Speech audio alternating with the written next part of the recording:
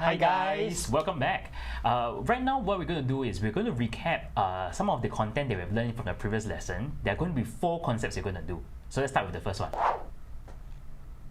So the first concept we're going to do is on the idea of strength versus concentration of acid. So we understood from last lesson that the concentration refers to the number of particles that you see per unit volume, right? Whereas the strength is a totally different concept. It's talking about the percentage dissociation. For a strong acid, we all understood that you're going to undergo full dissociation, and weak ones is going to be partial dissociation, right? Now, in terms of math-wise, how are we going to quantify whether if someone is strong or weak? We're going to use this idea called a dissociation constant. So in the context of a weak acid, we know that we're going to set up a equilibrium, which of course we're going to write out the Kc expression. So William, can you tell me what is one important thing that I cannot include into my Kc expression? When you are writing Kc, you can't have the concentration of water because right. Water is a constant, it's in huge excess. That's right. So normally you have to include the water concentration into the Kc, and in general we're going to call this the Ka expression, known as the acid dissociation constant.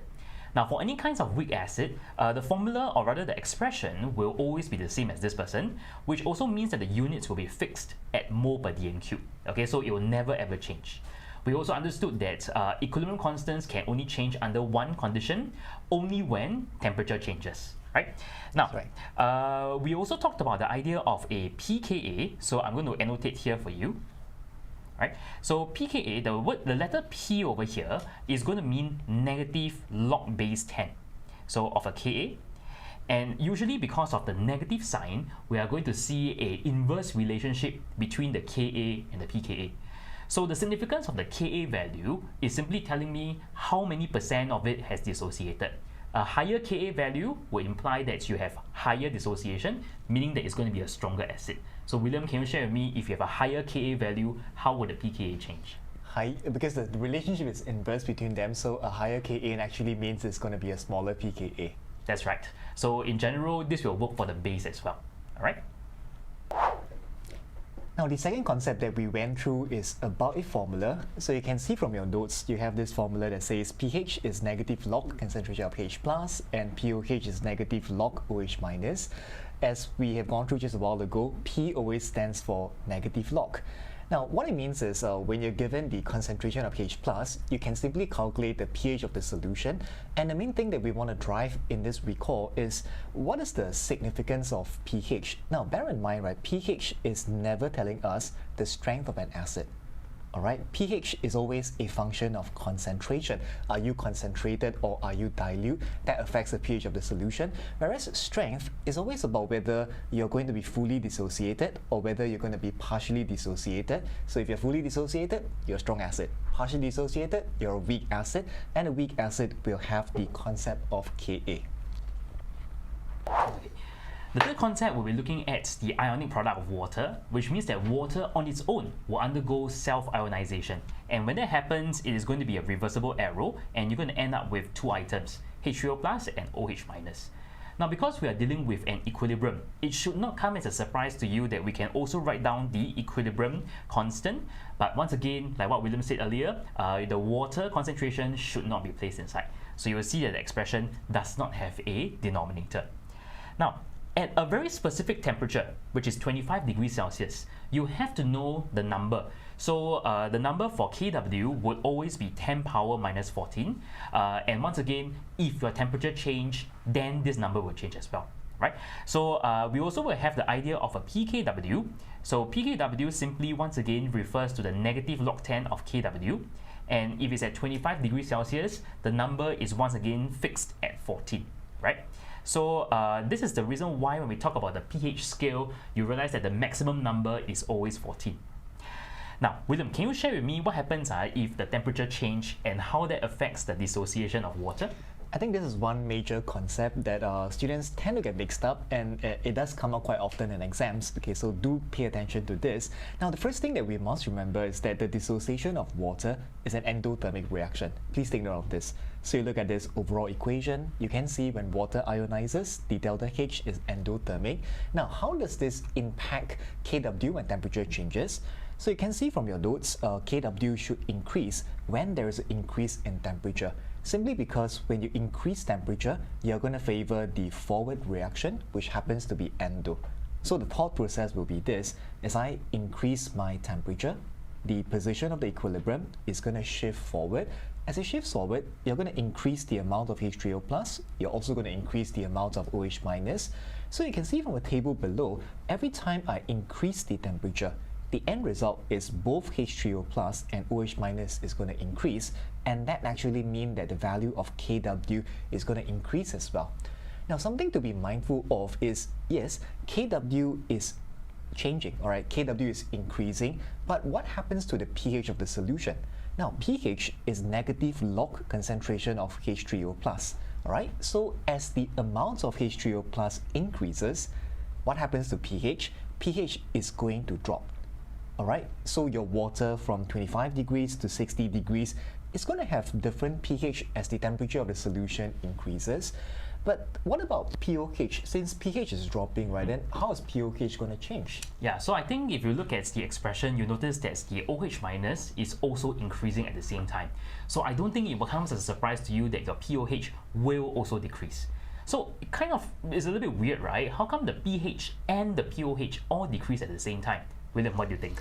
Well, I think the thing that everybody must know is, there's this formula that we have shown over here, right, where pH plus pOH is equals to 14. Now, this is true only at 25 degrees. Guys, please take note, only at 25 degrees. The moment you change the temperature, this value is going to change. That's why at different temperatures, pOH plus pH is not equals to 14. That's right. So one of the questions that is very common in exam is to ask yourself, is water going to be neutral all the time or not? Now, some of you may have the misconception that neutral means that it's going to be a pH 7. Now, that is the wrong definition. The definition of neutral means that there is going to be no net charge inside the solution itself. In other words, I can say that in the event that you have H3O+ equals to OH-, right? That is where you notice that you do not have any excess charges. Everything is just net zero. Now imagine this, as you increase temperature, what is going to happen is that you are going to favor the forward reaction, but the ratio of the H3O+ and the OH- will always be 1:1. So you realize that at the end of the day, the amount of H3O+ and the OH- will just be the same, which also means that there's going to be zero net charge, and that means that the solution or the water itself will be neutral. So the important point is that water is neutral at any temperature. You don't care whether are you increasing or decreasing, the solution will always have zero net charge.